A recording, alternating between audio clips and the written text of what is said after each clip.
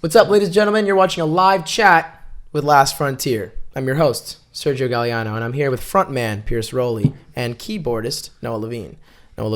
Adam Levine. Good to be here. Yeah, that's how I remember it. You look like him, so it's just like, oh, okay. Thank you. All right. We had a good set today. You know, it's episode 2 of live chats, so the pressure's a little off. In the first episode, actually, it was all about kind of introducing like this format of a show where we like talk to like teenagers about the music that they're playing. But you know, so now it's more about the music, and it's more about, you know, so that way you guys can talk to your fans and stuff. Why don't you tell your fans about the set that you played today for live sets? Well, we did 3 songs. We started off with Polaroid, and then we went to Black Hole, which is a little bit of a slower song. And then we finished with Laylo, which is a brand new song, and that's more of an up song. And I'd say so. It came from like a jam session. We were actually just after practice messing around. I was on the piano, and we were just messing around, and we were playing the chords, and then all of a sudden I just kind of just started singing just like random stuff, and you screamed. we just kind of went with it. Cool. It became a song. Yeah. That's a good story for like musical creativity. I like that. That's good. Who else is in your band? Yeah, I assume it's like not just 2 of you. The set had like 5 people in it. Well, there's us 2, and then Brendan Keenan, who was playing the bass today, usually plays the guitar, and then we have Will Schmidt, also on guitar. Then we have Brendan Vreeland, who wasn't here. He's in Brazil, and he plays the bass, and we have. What you doing in Brazil? He's studying abroad with a bunch of students from the music industry, and also with some professors, and they're seeing shows. So studying abroad is the same thing as seeing shows if you're in music industry. Right, of course. Yeah, so that's cool. That's awesome. Experiencing a different culture, like different kind of live music culture. Yeah. Will was on the guitar, right? He was singing with you at the beginning though. That was some good stuff. I liked that. Yeah, he's a good singer. Yeah, he should probably be the lead singer, but probably. All right, that's cool.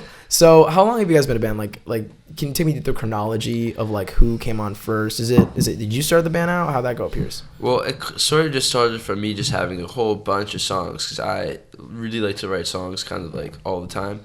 And so I just had all these songs, and I wanted to record, so I initially put together, I guess it was Brendan Vreeland and Brendan Keenan. Brendan Keenan was already like my friend. We were already hanging out.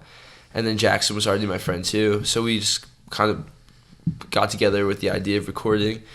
And then we just kind of booked some gigs. This is at the way end of last year, like May. But then we went away for summer vacation. Jackson went back to LA because he lives all the way in California. But then when we came back to school, we started it up again. But then Theo, my friend Theo, I know from, actually Noah I was going to the practice rooms, you know, like in McAllister. Yeah. Here at Drexel University. Yeah, on the second equipment. Yeah. Yeah, on the second floor, I was going to go practicing. I heard Noah just kind of shredding on the piano. I was like, "Who is this?" Shredding. And I was like, you know, like, who is this kid? Like, so I, you know, just knocked on the door. I'm like, you know, join my band, and he's like, okay. Sick. So then Noah got on board, but then I met Theo, who manages us through Noah. But then Theo also, we were looking for another guitarist. So then Theo introduced me to Will, who actually played, believe it or not, his first show with us and like first practice with us yesterday. Okay, so at Teak. 2 days ago. Yeah, for Teak's thing. And so it kind of just, he learned all the songs in like 2 hours. Wow. Yeah, he's that's a talented kid. Yeah, it was like we did like 7 songs. You guys got songs. a talented band, honestly. Like, I'll tell you what though. It was fun. I liked the what you did with Polaroid. On the other thing you guys have, the other video where you did that session with Bad Dad. I think it was. It didn't really have the keyboard in it, did it? No, it didn't. So that was actually the day after, or 2 days after I met you. Yeah, I told him to come check it out. So I came. So I'm kind of awkwardly singing the video, just like in the back. Yeah, listening. You can see him. He's just like yeah. So I didn't know any of the music yet, but I was like, I was hearing it then, and now here we are. 4 weeks later. Yeah, it hasn't been that long.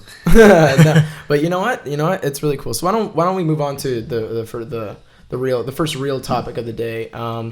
So we're shooting this in the first week of December 2015. Yes. And right now, most of the other music news outlets are coming together with these like best album 2015. Now I'm gonna be honest here. You know, this show is music fan talking to musicians about music. It's not necessarily we're not pretending to be authorities on music, but you know, we love talking about it. So why don't we talk about some of the bands that we thought, you know, we looked up on the billboards, you know, some of the best bands. Adele, that belongs up there, right? She was what she did the you know, she's famous for the Spectre song, right? And of course her recent Hello. What do you think about that song? I mean, I liked it a lot. I feel like I think that she has energy. Yeah, I mean, you got energy, so I got where you vibe with that for sure. I think every time I hear Hello, it gets better, and that's something that songs don't always do. No, that's really important. Yeah, straight up. I mean, yeah. So okay, I don't want to rank them. You think we should rank them? I don't know. Like, if we should. Okay, that one's up to you. Yeah, let's just talk about like the list. So I mean, up next we have you know who's been making a comeback this year, actually, Fall Out Boy. You guys are Fall Out Boy fans from back in the day or whatever. Back in the day, I listened to some Fall Out. I'm not gonna lie to you guys. Like the elementary school days. Oh, the elementary school days. Like the Beyblade days. Did you have Beyblade? Well, yeah, I had the arenas and everything too. No, but here's the thing. We had this is kind of weird though. We used to we used to get to find like really big like wood chips, and there was like this like dirt patch that we kind of like dug this like crevice out of the ground. Yeah. And it was our like Beyblade real stadium. Arena. Yeah, so we like what? You know what I'm saying? But then you guys had a rip. Yeah, but then here's what they did. They filled in the arena with dirt. What? Yeah. Yeah. It was a malicious attack. It's criminal. Yeah, it's totally criminal. Yeah, and that kind of killed Beyblades for me. Yeah. That's cool. Okay. Okay. So, yeah, no, Fall Out Boy made a comeback this year, but I don't know if I'm 100% like on board with that. But I'll tell you what, you know who did make it. I don't know if it was a comeback. I guess last year, Justin Bieber. He came up with that album with Skrillex, and I don't know, it was good. Honestly, I haven't heard better tracks than the ones on. They're really well done. Ever in your life, like in your life? I mean, no, better that he's done. Okay, yeah, in my whole life, I'm a diehard believer here. I just think that like, I don't know. It's kind of like, it reminds me a lot of Kygo's productions. Oh yeah, straight up. Just because of the tropical. It's like you're like like in the jungle. Like some of it. The world the sounds in the world. Yeah, the world sounds. Yeah. You know, Bieber definitely belongs up there this year for sure. I think that I think that what he's doing now is he's trying to make up for all the, I guess, bullshit. I mean, I was always one of those like sixth graders who was jealous of Justin Bieber and would outwardly hate Justin Bieber because all the girls loved him. But I mean, now like you listen to the music and it's a good pop music, and two, it's well done, like well produced, and I think he's a great singer, so it all works. Yeah, absolutely. Yeah. So other ones that are on this list. I mean, you guys fans of Alabama Shakes? Yeah, Alabama Shakes, Sound and Color. I think it's a great album. I think if you had to choose like one like different sounding but totally like put together album of 2015, that could be one of them. I feel like when I listen to Sound and Color, like the first song on it, Sound and Color, I think it's like it comes out just like a beautiful. You know who used it? That Apple commercial just came out with that crazy that's how you use that song. I think that they knew that kind of stuff, but you know. I think Britney's kind of telling all the guys how. Brittany Howard, lead singer of Alabama Shakes. I think she's showing all the guys how to go on stage and sing a song. You know what I mean? Like, absolutely. Like Give Me All Your Love. It's really, it puts it out there. Yeah, it's just leaving everything out.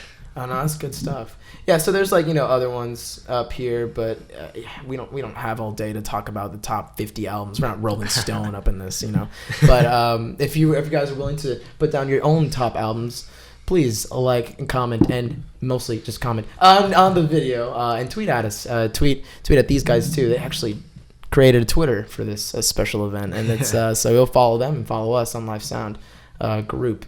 Okay, so let's move on to our final topic of today. I understand you guys came up with a little something for us to talk about. Pierce, what are we talking about right now? What's the topic that I came up with to talk about? I wanted to know about the future. What the future? What people would consider futuristic sounding music in like or modern futuristic sounding music in Okay. like 5-10 years? Like 5-10 years. What? Yeah. What year is that? Is that going to be like 20? Yo, what's 5 plus 5? What's 5 plus 5? 11? Yeah, probably. Okay. 2020, 2021, around there. Well, okay. I mean, what's modern sounding now to you guys? I guess like I don't know, like electronic music. I think that like right now you're starting to blend electronic music and pop music, and I think that's like where we're going. Like Justin Bieber does. Like the Justin Bieber album. Okay. Yeah, that's a good example. Just so of it. groundbreaking. Yeah. So groundbreaking. I mean, it would have been more groundbreaking had not Adele came out with 25. I don't know how much long after that, but Yeah. Okay. yeah. I mean,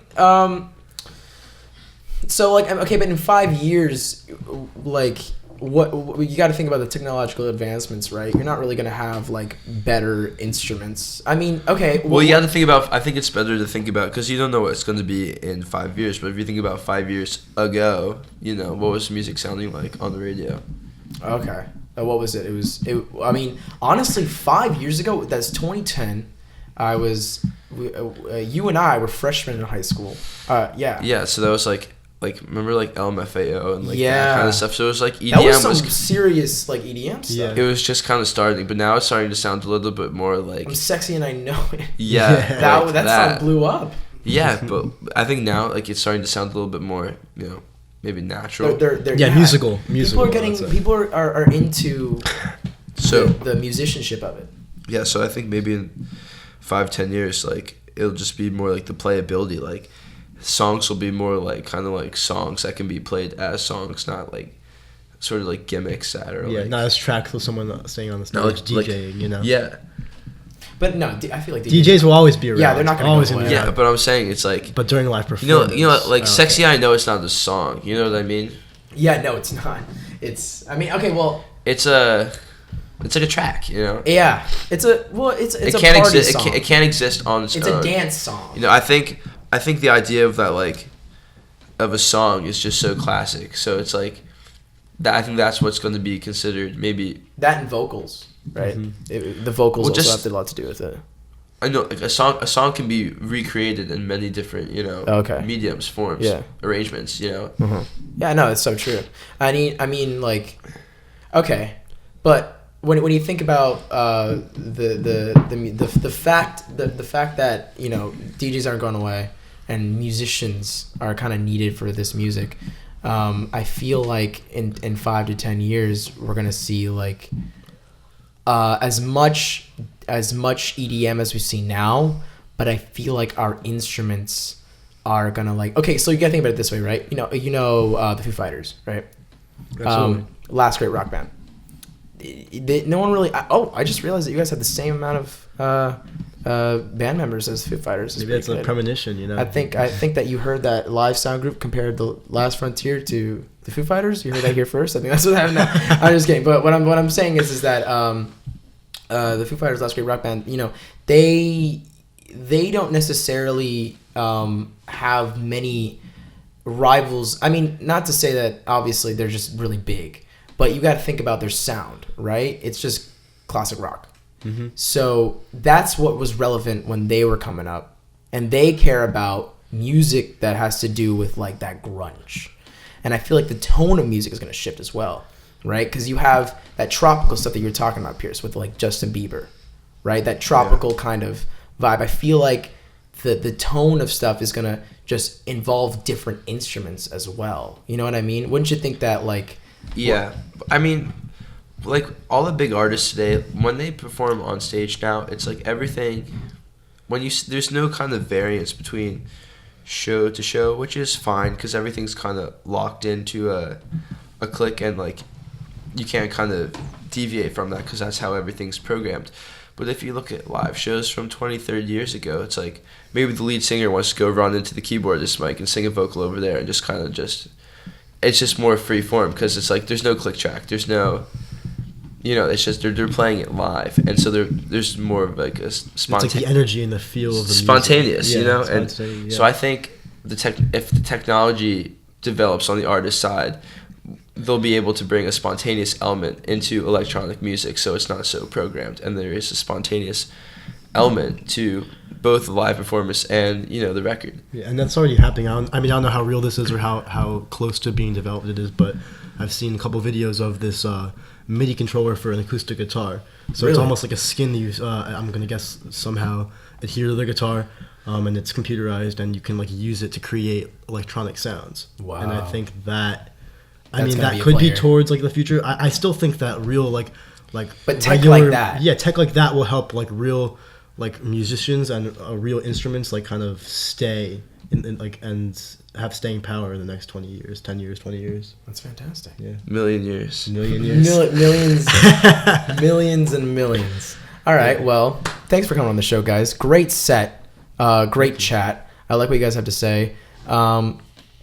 Check these guys out. Check their new Twitter handle. What's your Twitter handle now? It's Last Frontier PA. Last Pennsylvania, Frontier PA. And you guys have a SoundCloud. What's that? It's Last Frontier. Yeah. Uh-huh. Everything Last Frontier. Check out all the social media links. Check out all that. Check us out. Live Sound Group on Twitter. Like, comment, subscribe on this. I don't know. It's a bunch of stuff that you have to say when it comes to getting an audience. 'Cause that's what you want. Yeah, thank you so much for watching, and please come back and join the conversation for more. Thank you.